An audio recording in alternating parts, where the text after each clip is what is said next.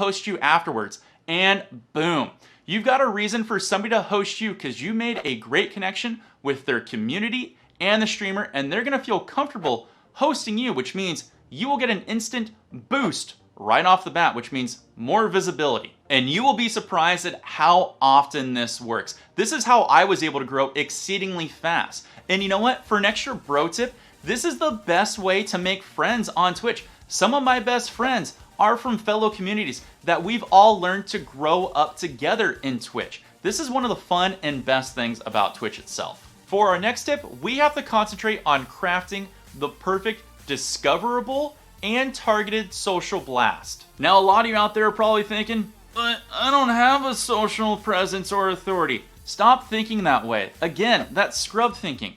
If you have 0, that's fine. That's a starting point, and I'm gonna show you how we can use it still to our advantage. You guys are really hurting yourselves if you don't have any Twitter or Instagram or any other social media platform out there, because you're not allowing yourself to be discovered and you have no way to reach targeted markets. And those are 2 key factors that are super important for growing on Twitch. When crafting a social blast, we need to concentrate on those 2 factors that we stated earlier.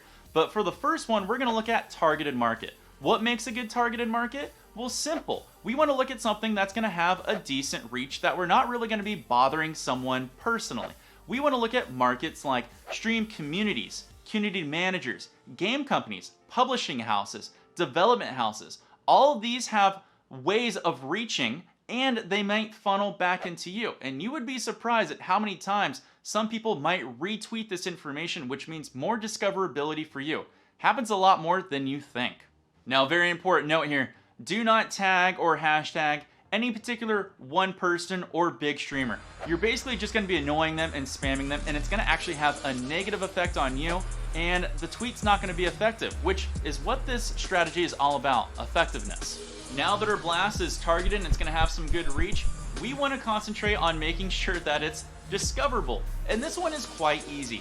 All you need to do is grab your Twitch URL / whatever your username is and put it in the bottom of your social blast. If you have any questions or concerns or comments about validating a streamer card, because sometimes it'll grab the wrong information, I did a video on that a long time ago. I'll put a link in the top of the card there or in the show notes below. Make sure to check it out, because you want to make sure that it's validated correctly so people can find you if it's shared or retweeted or somebody's clicking in and through it. Now, even if you have 0 followers, 0 friends, 0 subscribers, you're a scrub. I was a scrub when I first started. Now, it doesn't matter, because you never know who's going to come into your channel, like your content, take the extra step to find your social media, retweet it, or even comment on it and spread it out.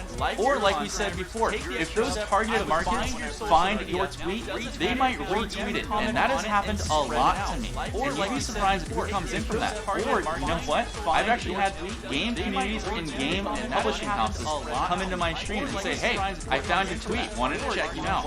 It happens a lot more than you think. Don't sell yourself short. It's all about having this reach that funnels back into your channel. Power tip number 3, you want to make sure you set up timers and commands that are relevant for growing your stream. What are some good timers and commands to have? Well, you want to make sure you have at least these 3.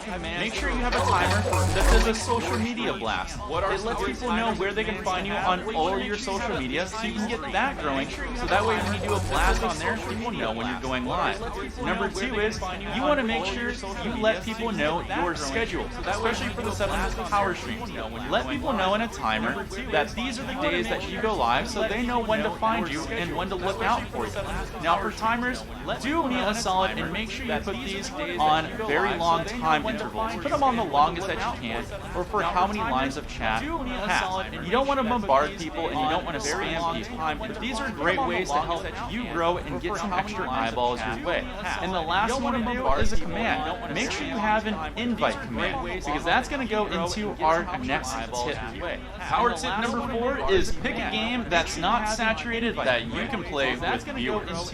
You want to look at games that are in the top 11 and down. Usually top 11 to 30 is a great spot, but look for games that you can play with viewers that you own. And what you want to do here is you're going for a particular niche. You're looking for people that are looking for a community and looking for friends to play with. And you can fill that void, and this is a great way to grab concurrents. What you want to do is label your stream, parentheses, the type of console or platform you're playing on, for instance, parentheses, PC, then put a space and put open lobby playing with viewers. Literally type this verbatim.